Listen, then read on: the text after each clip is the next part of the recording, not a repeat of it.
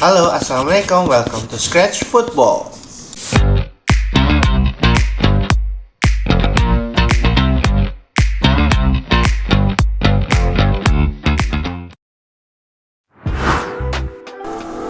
Halo guys, ketemu lagi di channel kita Scratch Football.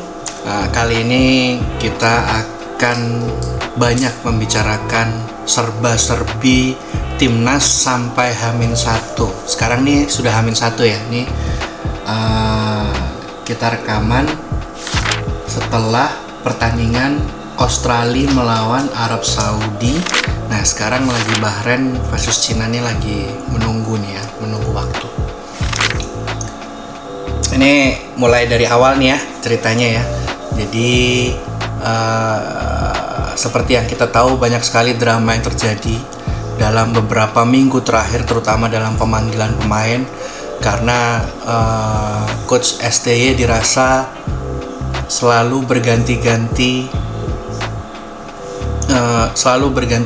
untuk line up-nya gitu. Tapi padahal dari awal kita semua, kalau yang ngikutin gue ini udah paham pasti bahwa STY itu salah satu pelatih yang tidak bisa ditebak line up-nya mulai dari awal dia ngelatih sampai detik terakhir waktu Indonesia melawan Cina di round 3 kualifikasi Piala Dunia. Jadi itu yang terbaik yang ditampilkan oleh STY. Kita hanya bisa berdoa karena semua itu ada di pelatih gitu ya. Keputusan itu ada di pelatih. Oke, kita back untuk serba-serbi timnas kali ini. Kita langsung meluncur ke yang paling panas nih. Ini cerita tentang Miss Hilgers. Nah, Miss Hilgers ini awalnya pada saat melawan Willem II atau Willem II, itu sempat ditarik menit di babak kedua gitu. Cuman ternyata itu memang bagian dari taktiknya FC20 untuk menarik Miss Hilgers digantikan dengan rekannya ya. Itu untuk beristirahat untuk pertandingan melawan Ajax, melawan yang penting. Bahkan pada saat Nice bermain 20 bermain melawan OGC Nice di UEFA Europa League, itu Miss Hilgers tidak disertakan karena untuk istirahat pemulihan gitu. Entah ini pemulihan karena memang terlalu hektik atau fatigue atau capek atau bagaimana, kita juga nggak tahu. Itu yang tahu hanya pelatih dari FC20. Nah, mulai bertahap nih ya, setelah international break kali ini datangnya bertahap semua, akhirnya ngumpul semua. H-3 itu udah pada ngumpul semua di Jakarta lengkap kecuali Miss Hilgers, yang akhirnya Miss Hilgers ini memberikan pernyataan karena saking tidak dewasanya netizen kita ini merajuk ya, tidak dewasa alias merajuk lah, menghujat klubnya, menghujat Miss Hilgers, padahal ini kan benar-benar cedera gitu loh, benar-benar ada sesuatu yang harus berpikir panjang. Kalau ini bermain tetap ke Indonesia nanti tidak bisa pulih atau tidak, kan banyak pertimbangan itu kan dari tim kedokterannya si FC20 sendiri gitu. Nah, dengan tidak bijaknya kita itu langsung melontarkan amarah kita ke sosial media mereka. Kita tahu bahwa Indonesia ini salah satu netizen terbanyak ya, pengguna sosial media terbanyak di dunia gitu. Nah, dengan kekuatan itu akhirnya ayolah, saatnya kita ini saat ini tuh dewasa gitu. Timnas ini semakin maju, masa kita sebagai netizen tidak maju gitu. Jadi contoh lah misalnya seperti si Ayase Ueda tuh, Jepang tuh kan nggak bisa datang karena cedera, itu malah diberikan apresiasi, diberikan dorongan moral untuk sembuh, karena atlet ini juga manusia, bukan hanya star yang harus dilihat selalu tampil selalu wah setiap harinya, tidak, tapi juga manusia sama seperti kita ya. Punya off day-nya, punya bad day-nya, punya good day-nya gitu. Nah, yang harus kita saya sebagai netizen itu harus bijak dalam menyikapi ini gitu. Tidak dikit-dikit harus langsung memberikan statement yang merugikan banyak pihak gitu. Ini kan nggak baik ya kan, walaupun itu hanya di sosial media gitu. Oke. Kembali lagi ke kedatangan pemain. Akhirnya match sudah close ya. Kita kembali lagi ke kedatangan pemain. Semua pemain sudah berkumpul di Indonesia menjalani pelatihan demi pelatihan. Nah, yang paling ada wajah baru di sini guys, yang tidak disangka-sangka, yaitu Kevin Dix bakar besi. Nah, Kevin Dix ini pemain FC Copenhagen yang baru dinaturalisasi di Copenhagen sana bersama 2 pemain timnas wanita, ya kan. Ini dapat, yang pelatih bilang, Sintayong bilang, dapat memperkuat sisi pertahanan kita maupun wingback kita maupun tengah kita. Dia bisa bermain di DMF, bisa bermain di CB, tengah, kanan, kiri, wingback kanan dan wingback kiri ya. Kevin Dix ini menjadi berkah pada saat Michels tidak bisa memperkuat pertahanan kita ya kan. Ini menjadi satu solusi yang nantinya mungkin diramu lagi dengan STY supaya tampil apik gitu Indonesia ya kan. Karena ini nanti untuk racikan itu kita ke formasi ya, ke line up nanti. Oke. Akhirnya setelah drama yang panjang, mempercepat semua naturalisasi dan lain sebagainya, akhirnya Kevin Dix bisa bermain memperkuat Indonesia saat melawan Jepang dan melawan Arab Saudi. Itu suatu berkah buat kita ya kan. Mudah-mudahan menjadi positif. Oke.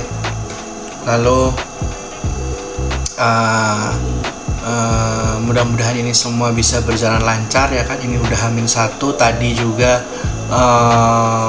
pada saat konferensi pers, Sintayong itu membawa J.Itses dan banyak kutipan-kutipan dari beliau dan J.Itses sendiri tentang bagaimana menghadapi Jepang, bagaimana menghadapi crowd yang besok akan hadir di stadion.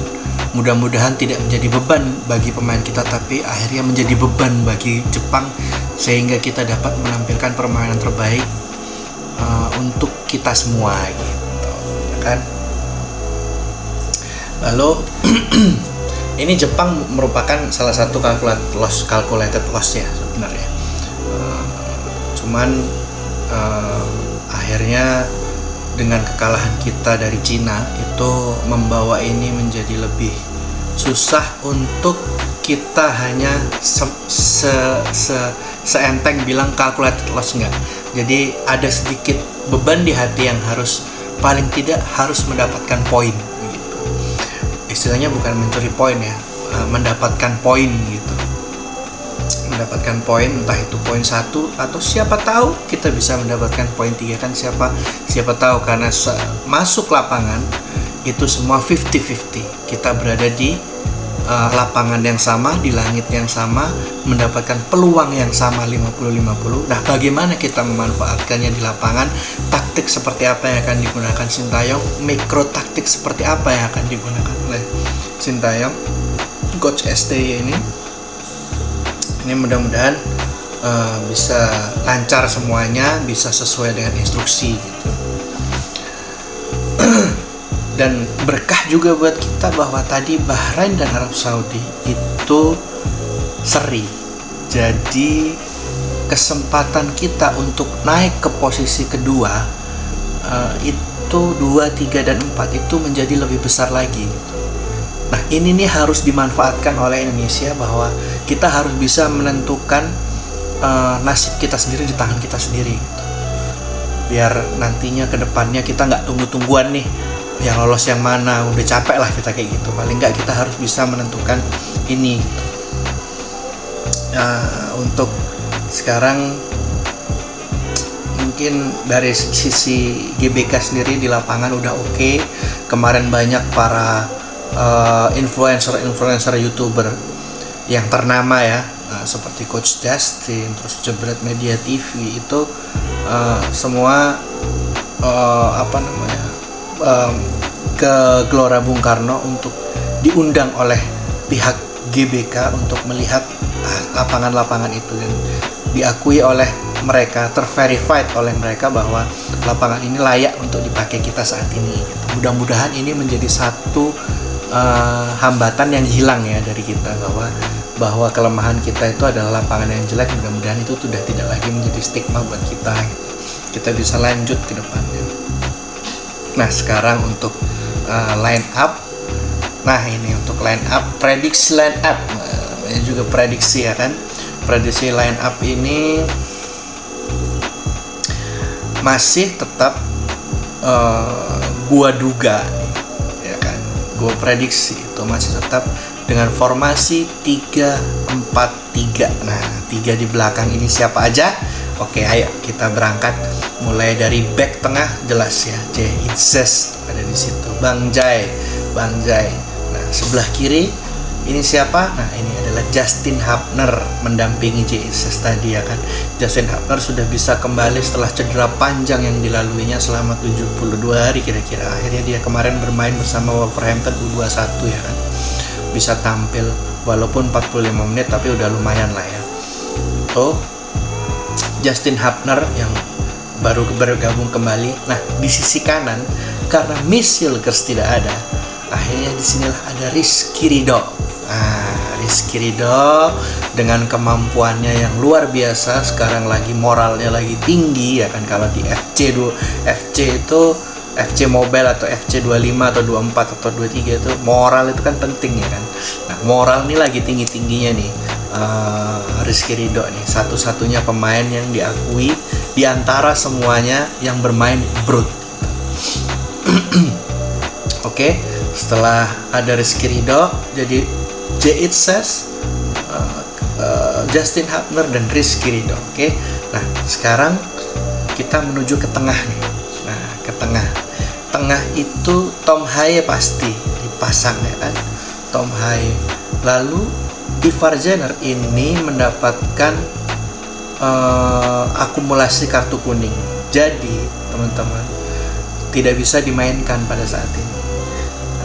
Akhirnya dengan segala pemikiran ya kan, gue pikir bahwa di situ nanti akan dipasang oleh Coach STY Nathan Choaon sebagai pengganti Ivar Jenner di situ.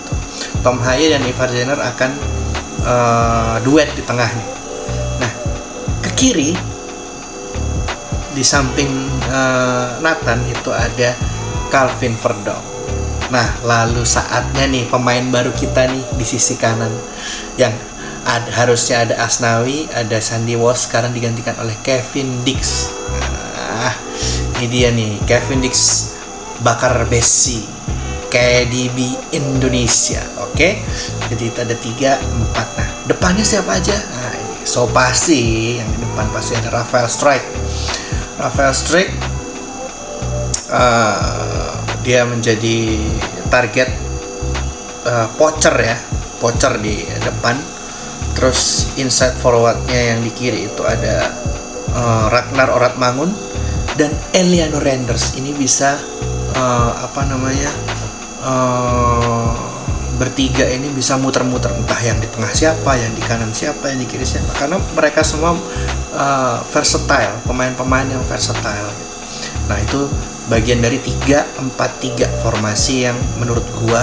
Oh iya, satu lagi, penjaga gawang tetap Martin Paes ya kan, kalau tidak ada alarm melintang ya kan. Nah, ini terus lalu kemudian itu tadi 3-4-3. Nah, saat ini yang dipanggilkan 27 pemain ditambah Kevin Dix, berarti 28 pemain nih. Tapi karena Misilkers gak datang, akhirnya tetap jadi 27 kan. Nah, ini berarti ada 4 yang harus dicadangkan. Yang jelas satu Ivar Jenner. Ya, Ivar Jenner udah nggak bisa nih, Ivar Jenner ya. Oke. Lalu gua rasa yang paling minim itu Hoki Caraka, ya kan? Hoki Caraka, lalu Ricky Kambuaya itu tidak dibutuhkan, dan Ferrari menurut gua itu yang pada saat melawan Jepang akan dicadangkan. Yang lainnya masuk dicadangkan tidak masuk DSP, daftar susunan pemain, tidak masuk DSP di bench maupun yang bermain starting line up gitu.